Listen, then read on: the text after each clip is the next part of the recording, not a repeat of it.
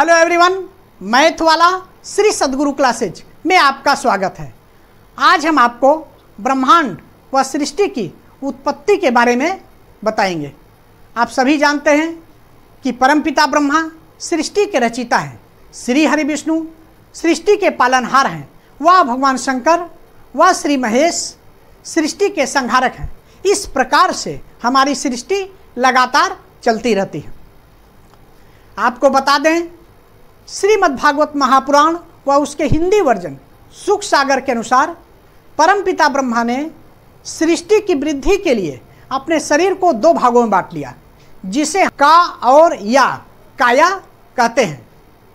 प्रथम भाग के द्वारा प्रथम पुरुष स्वयंभू मनु की उत्पत्ति हुई तथा दूसरे भाग से प्रथम स्त्री शत्रुपा या श्रद्धा की उत्पत्ति हुई। इन दोनों ने मिलकर प्रथम पुरुष स्वयंभू मनु और प्रथम स्त्री शत्रुपा या श्रद्धा दोनों ने मिलकर समस्त सृष्टि या पूरे विश्व की उत्पत्ति की। आइए देखते हैं। संसार के प्रथम पुरुष स्वयंभू मनु और प्रथम स्त्री शत्रुपा या श्रद्धा थी। इन्हीं से समस्त जनों की उत्पत्ति, इन्हीं दोनों ने मिलकर समस्त जनों की उत्पत्ति की है।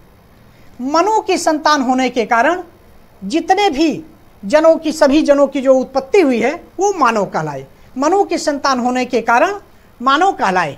इस तरीके से प्रथम पुरुष स्वयंभू मनु का काल जो है शुरू हुआ। कितने समय का इनका काल था ये आप देखिए। तो स्वयंभू मनु का काल, एक मनु का काल जिसे हम मनवंतर कहते हैं। तो ये स्वयंभू मनु हमारे पहले मनु थे, प्रथम पुरुष थे। और इनका काल कितने समय का था?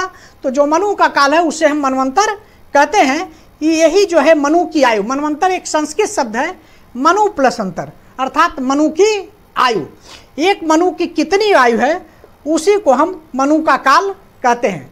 अब आप देखिए, जब एक मनु का काल व्यतीत हो जाता है तब जो है दूसरे मनु का काल शुरू होता है। क्या है? देखिए, पहले मनु प्रथम पुरुष स्वयंभू मनु जिसे कि ब्रह्मा ने सृजित किया। मनु को ब्रह्मा द्वारा सृजित किया गया। मनु सभी प्राणियों व पूरे विश्व की उत्पत्ति करते हैं। जब इनका काल, मनु की मृत्यु के बाद पुनः ब्रह्मा एक नई मनु की सृष्टि करते हैं। जब पहले मनु का काल समाप्त हो जाता है, उनकी मृत्यु हो जाती है, तो ब्रह्मा द्वारा दूसरे मनु की रचना की जाती। इस तरीके से हमारी सृष्टि चलती रहती है। यहाँ देखिए आप, अभी वर्तमान समय में 7वें मनु का काल चल रहा है। 6 मनु का काल व्यतीत हो चुका है। आइए देखिए कौन कौन से 6 मनु हैं। कुल 6 मनवंतर बीत चुके हैं। जैसे पहले हैं स्वयंभू मनु। आपने देखा प्रथम पुरुष स्वयंभू मनु का काल, पहले स्टार्टिंग में स्वयंभू मनु का काल शुरू हुआ। ये प्रथम पुरुष है स्वयंभू मनु। दूसरे हैं स्वरोचित मनु, तीसरे हैं औत्तमी मनु, चौथे हैं तामस मनु, पांचवें हैं रयत मनु और छठे हैं चाक्षुष मनु। इस तरीके से 6 मनु का काल व्यतीत हो चुका है। वर्तमान समय में 7वें मनु का काल, वैवस्वत मनु का काल चल रहा है। हम लोग वैवस्वत मनु की संतान हैं और इन्हीं का काल इस समय वर्तमान में चल रहा है। इस तरीके से आपने देखा कि परमपिता ब्रह्मा ने प्रथम पुरुष स्वयंभू मनु और प्रथम स्त्री शत्रुपा श्रद्धा जिसको हम कहते हैं की रचना की, और उन्हीं दोनों ने मिलकर समस्त मानव जाति की उत्पत्ति की। और उनकी मृत्यु के बाद पुनः ब्रह्मा एक नए मनु की सृष्टि करते हैं या उसकी रचना करते हैं। आइए देखिए, इस प्रकार 14 मनु और उनके मनवंतर को मिलाकर एक कल्प बनता है। इस तरीके से पहले मनु के बाद दूसरे मनु की उत्पत्ति, दूसरे मनु के बाद तीसरे मनु की उत्पत्ति, तीसरे के बाद चौथे। इस तरीके से मनु की उत्पत्ति परमपिता ब्रह्मा द्वारा की जाती रहती है। और 14 मनु और उनके मनवंतर को मिलाकर तब एक कल्प बनता है। पूरा एक कल्प क्या है? 14 मनु और उनके काल को मिलाने के बाद तब एक कल्प पूरा होता है। एक कल्प क्या चीज़ है? आप देखिए, प्रत्येक कल्प के अंत में प्रलय आती है। जब एक कल्प का समय पूरा हो जाता है तब जो है प्रलय आती है। एक कल्प के समय को व्यतीत होने के बाद तब प्रलय आती है। एक कल्प का समय कितना होता है आप देखिए, अभी बताते। देखिए, ये आपका एक कल्प का समय है। सृष्टि की कुल आयु 4 अरब 32 करोड़ वर्ष है। यही एक कल्प का समय है। 4 अरब 32 करोड़ मानव वर्ष एक कल्प का समय है।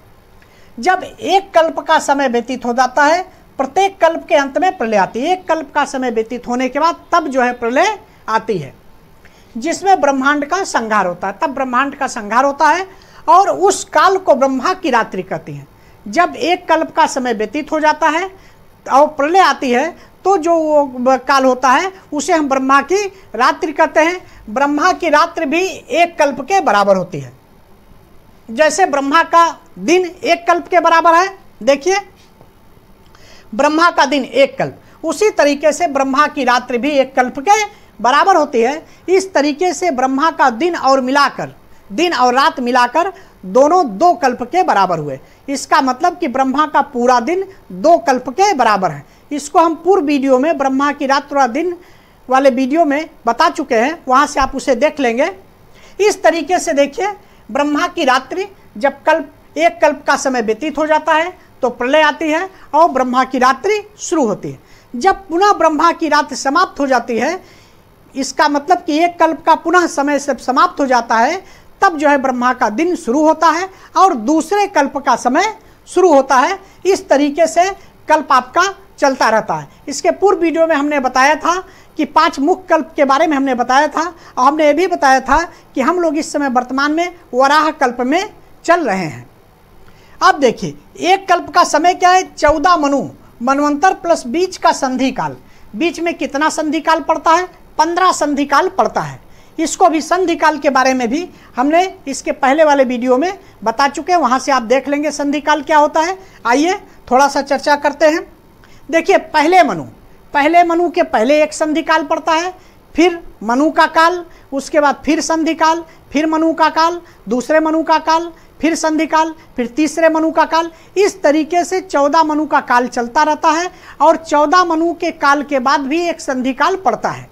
तो पहले मनु के शुरुआत में एक संधि काल पड़ेगा और लास्ट में 14 मनु के बाद भी एक संधि काल पड़ेगा और बीच में 13 संधि काल, ये दोनों संधि काल मिलाकर कुल 15 संधि काल हुए। इस तरीके से आपका एक कल्प जो है 14 मनवंतर इनके काल और प्लस बीच के 15 संधि काल के बराबर होते। ये आपका एक संधि काल जो है 17,28,000 मानव वर्ष के बराबर होता है। एक संधि काल जो है 17,28,000 मानव वर्ष के बराबर होता है। इसको हम पूर्व में आपको बता चुके हैं। अभी आगे आने वाले वीडियो में पूरा हम इसको निकाल के आपको सब दिखाएंगे। अच्छा, एक मनवंतर क्या है? एक मनवंतर का समय कितना होता है? एक मनवंतर का समय 30,67,20,000 मानव वर्ष के बराबर होता है। इसे भी हम आपको आगे निकाल कर दिखाएंगे। पूर्व वीडियो में हम बता चुके हैं कि एक मनवंतर का समय कितना होता है। इस तरीके से एक कल्प का समय 4,32,00,000,000 वर्ष है। कैसे है वो? 14 मनु और उसके मनवंतर के समय को मिलाकर प्लस बीच का संधि काल 15 संधि काल का समय मिलाकर दोनों को मिला देते तो एक कल्प का समय होता है। इस तरीके से आप देखिए 6 मनवंतर आपके बीत चुके हैं। पहला क्या है? स्वयंभू मनु, दूसरा क्या है? स्वरोचित मनु, तीसरा उत्तमी मनु, चौथा तामस मनु, पांचवा रैयत मनु और छठवां चाक्षुष मनु। पांचवा रैवत मनु और छठवां जो है चाक्षुष मनु। 6 मनु के काल बीत चुके हैं। 7वें मनु का काल या 7वां मनवंतर चल रहा है। कौन सा है? वैवस्वत मनु का काल चल रहा है। इस तरीके से हम लोग जो है 7वें मनु के काल में चल रहे हैं। अब देखिए, एक मनवंतर बराबर 71 चतुर्युगी या महायुग होता है। एक मनवंतर बराबर जो है या एक मनवंतर का काल 71 चतुर्युगी के बराबर होता है। 71 चतुर्युगी, उसी को हम महायुग कहते हैं। एक चतुर्युगी में क्या होता है? एक चतुर्युगी में 4 युग होता है। कौन कौन सा युग? सतयुग, त्रेता, द्वापर, कलयुग, 4 युग। एक चतुर्युगी में 4 युग। 4 युग का समय जब व्यतीत होगा तब जो है एक चतुर्युगी का समय व्यतीत होगा। एक चतुर्युगी का समय 43,20,000 मानव वर्ष के बराबर होता है। एक चतुर्युगी का समय 43,20,000 मानव वर्ष के बराबर होता है। अभी आगे आने वाले वीडियो में हम एक चतुर्युगी के समय को पूरा आपको निकाल कर दिखाएंगे। पूर्व वीडियो में हम एक चतुर्युगी के समय को बता चुके हैं कि एक चतुर्युगी का समय 43,20,000 मानव वर्ष के बराबर होता है। इस तरीके से एक मनवंतर क्या है? एक मनवंतर में एक चतुर्युगी के समय 43,20,000 मानव वर्ष में 71 का 71 का मल्टीप्लाई कर देंगे तो आपका 67 30,67,20,000 मानव वर्ष आएगा, वो जो है एक मनवंतर का समय होगा। तो जब एक मनवंतर का समय व्यतीत होता है या एक मनु के काल का समय व्यतीत होता है तो दूसरे मनु का काल शुरू होता है। एक मनु का समय व्यतीत होने के बाद बीच में एक संधि काल पड़ता है, वो 17,28,000 मानव वर्ष के बराबर होता है। फिर दूसरे मनु का काल शुरू होता है, फिर तीसरे मनु, इसी तरीके से ये मनु का काल चलता रहता है। जब 14 मनु का काल व्यतीत हो जाता है तब हमारा जो है एक कल्प पूरा होता है।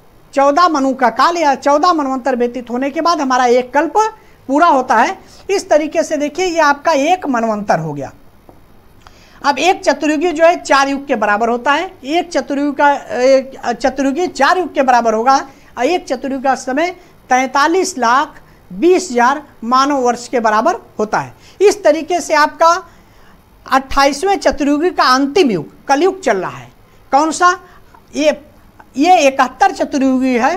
तो इसमें आपका देखिए पहला चतुर्युगी व्यतीत हो चुका है, दूसरा चतुर्युगी व्यतीत हो चुका है, तीसरा चतुर्युगी व्यतीत हो, इसी तरीके से 27 चतुर्युगी आपका व्यतीत हो चुका है। और इस समय वर्तमान समय में 28वां चतुर्युगी या 28वां महायुग चल रहा है और 28वें महायुग का अंतिम समय चल रहा है। अंतिम समय का मतलब कि कलयुग चल रहा है। जैसे देखिए आपका सतयुग व्यतीत हो चुका है, त्रेता व्यतीत हो चुका है, द्वापर व्यतीत हो चुका है और कलयुग इस समय जो है चल रहा है। अंतिम युग कलयुग जो है चल रहा है। आप देखिए कि प्रत्येक चतुर्युगी, जैसे पहला चतुर्युगी व्यतीत होगा तो उसमें 4 युग आएगा, सतयुग, त्रेता, द्वापर, कलयुग। फिर दूसरे चतुर्युग में सतयुग, त्रेता, द्वापर, कलयुग। तीसरे में सतयुग, त्रेता, द्वापर, कलयुग। ये एक चक्रीय क्रम चक्र के अनुसार चलता रहता है। जैसे पहले सतयुग आया, त्रेता, द्वापर, कलयुग, फिर सतयुग, त्रेता, द्वापर, कलयुग।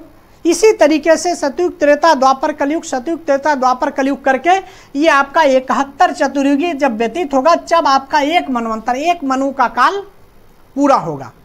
इस तरीके अच्छा जब 14 मनु का काल व्यतीत हो जाएगा तो आपका एक कल्प पूरा होगा। एक कल्प के बाद तब ब्रह्मांड का संहार होगा और प्रलय आएगी और उस समय ब्रह्मा की रात्रि आएगी।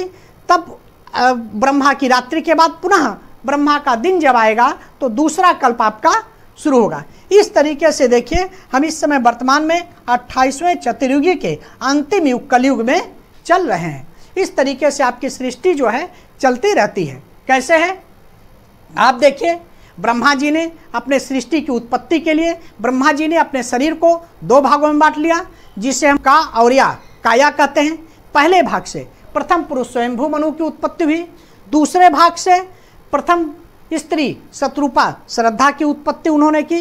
दोनों ने मिलकर प्रथम पुरुष स्वयंभू मनु और प्रथम स्त्री शत्रुपा श्रद्धा दोनों ने मिलकर समस्त मानव जाति की उत्पत्ति हुई। इस तरीके से पहले मनु का ये काल से सृष्टि की उत्पत्ति शुरू हुई।